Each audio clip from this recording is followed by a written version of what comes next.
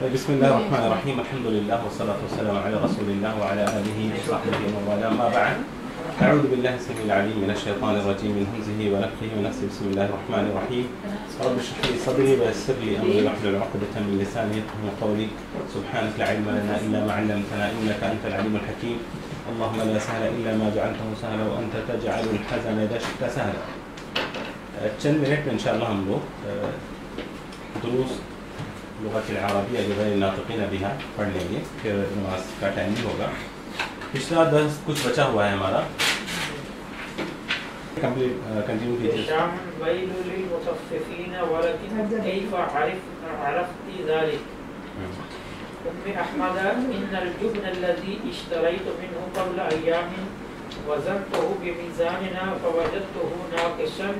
وكذلك كلت البر فوجدته أيضا ناقصا. هشام سأنصحه وأتلو عليه قوله تعالى ولا تنقصوا المكيال والميزان لعل الله يهديه. ويل للمطففين. هشام يعني قال هشام ويل للمطففين، ولكنك كيف عرفت ذلك؟ طيب. أم أحمد إن الجبن الذي اشتريت منه قبل أيام وزنته بميزاننا فوجدته ناقصا وكذلك كلت البر فوجدته أيضا ناقصا. جبن कैसे? إن الجبن मक्खन बोलते हैं, क्या बोलते हैं?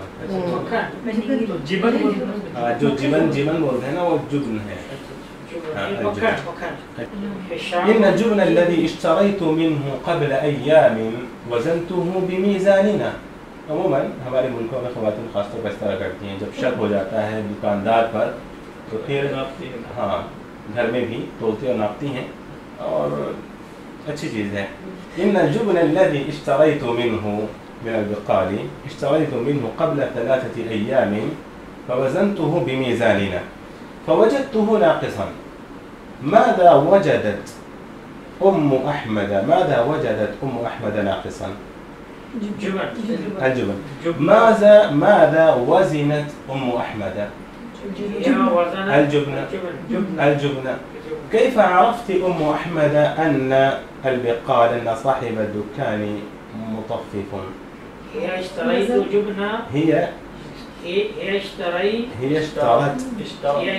الجبن وهي ناقصا في الوزن فوزنت بميزانها فوجدت ناقصا. فماذا تكون الإجابة؟ هي وزن، لأن هي وزن.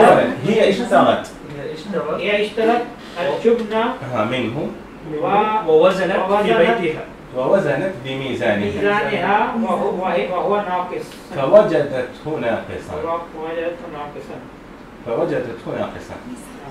طيب خواتين समझ रही हैं आप लोग؟ मैंने सवाल किया كيف عرفت أم أحمد أن صاحب الدكان مطفف؟ فما الإجابة؟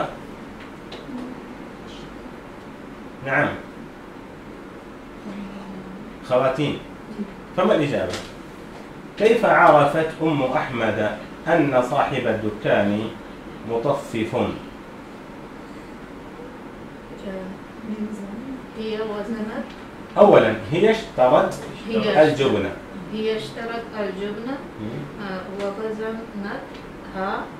ووزنتها اشترت غائب का सिगा है ना, इश्तरा मुअन्नस गायब का सिगा है ना, वाहिद मुअन्नस गायब। तो शेख उसने थोड़ी खरीदा, हम उससे नहीं खरीदा, उसने खरीदा ना। वो कह रही है ना कि इश्तरैतु इन الجبن الذي اشتريت منه। अगर इश्तराइता भी आ सकता है, अगर इश्तराइता भी आ गए तो ठीक है, वो भी हो सकता है। तो उस वक्त बोलेंगे, उस वक्त क्या बोलेंगे? كيف عرفت أم أحمد أن البقال مطفف؟ كيف عرفت أم أحمد أن البقال مطفف؟ فالإجابة لأن هي وزنت الذي اشترى بهشام. الجبن الذي اشتراه زوجها. الجبن الذي اشتراه زوجها هي وزنت بميزانها فوجدته ناقصا. وجدتها. فوجدته ناقصا. فوجدته. وكذلك وكذلك كلت البر فوجدته أيضا ناقصا. نعم، وكذلك كلت البر. كان يكيل البر गेहूं को बोलते हैं। शेख आपने बेर कहा है। जी जी आपने बेर कहा है। बुर्रा। चलो फिर अच्छा मैंने बिर्रा कहा। अच्छा माफ करिए। وكذلك كلت البر فوجدته أيضا ناقصا. ناقصا. طيب اقرأ يا وسيم. نعم. هشام سأنصحه وأتلو عليه قوله تعالى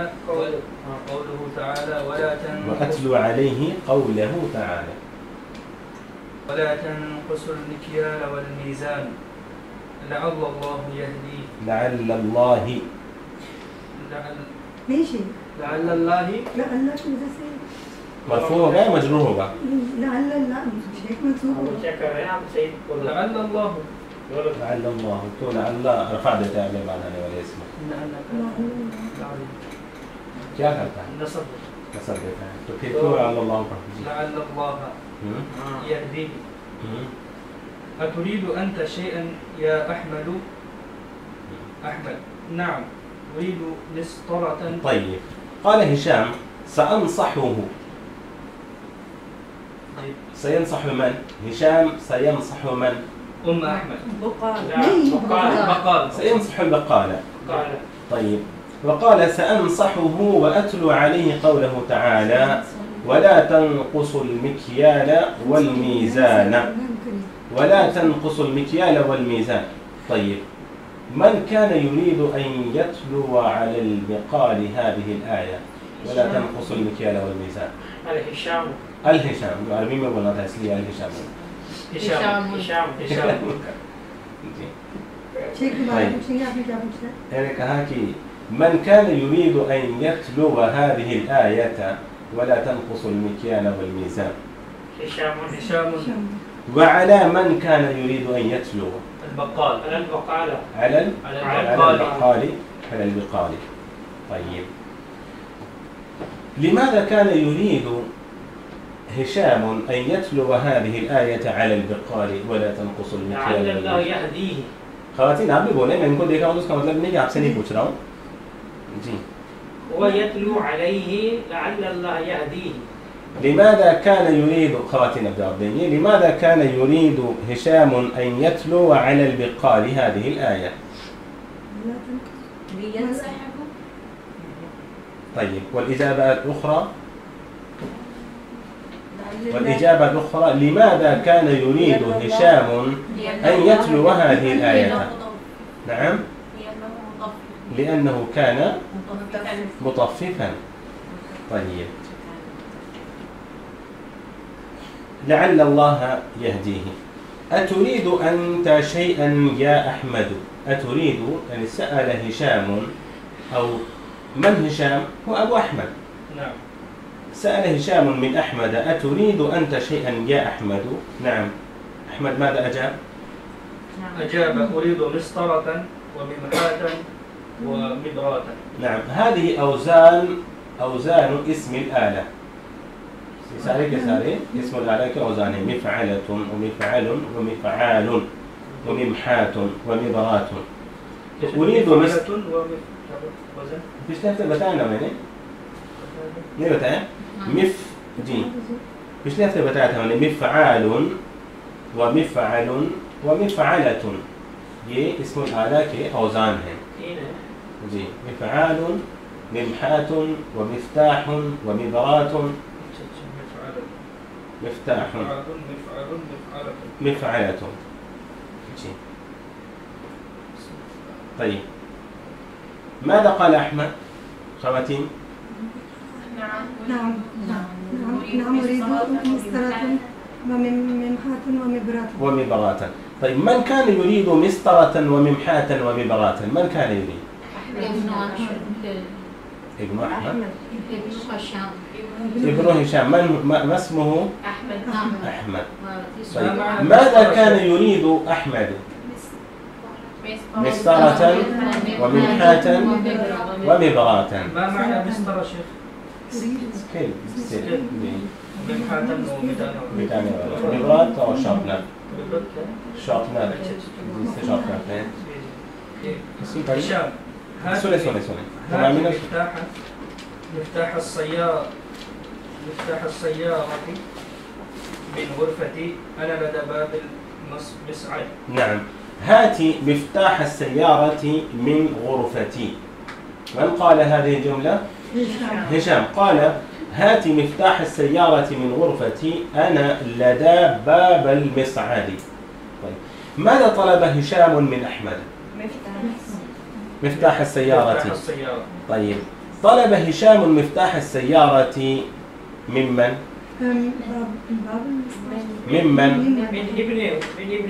من ابنه من أحمد.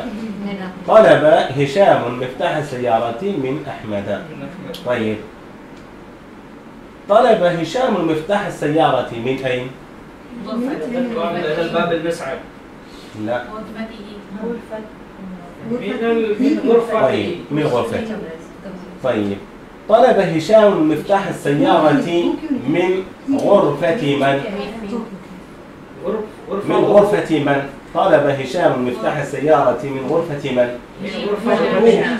من غرفة هشام. من غرفة هشام.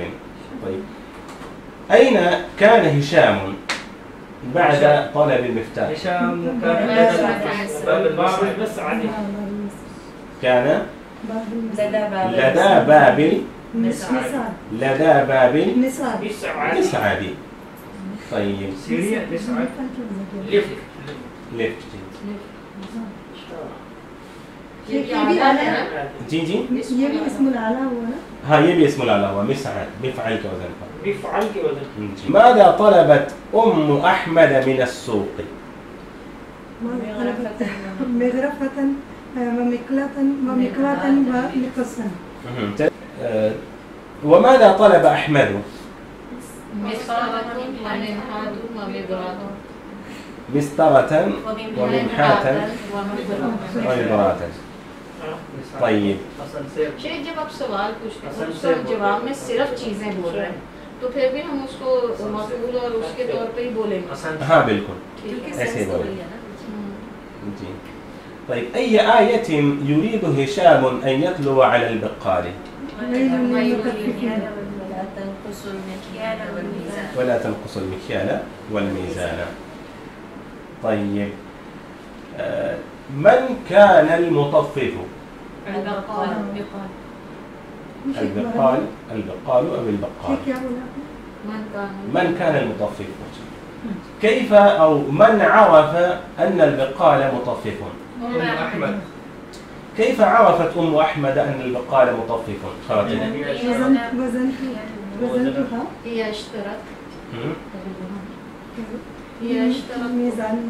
هي اشترت الجبنة ووجدت ناقصا في الوزن. طيب ماذا قال هشام بعد طلب أم أحمد مغرفة ومقلاة ومكواة؟ ماذا قال هشام؟ लोगों ने इस सबक को समझ लिया है। अभी इंशाल्लाह हम तमारीन पढ़ सकते हैं। चलिए नमाज का टाइम हो गया, इंशाल्लाह नमाज के बाद देखते हैं। अगर मैं जल्दी आ गया तो कुछ तमारीन, बल्कि मुख्तसर सी तमारीन है इसमें, चाहे तो हम हल कर सकते हैं, नहीं तो अकीदा भी पढ़ लेंगे इंशाल्लाह।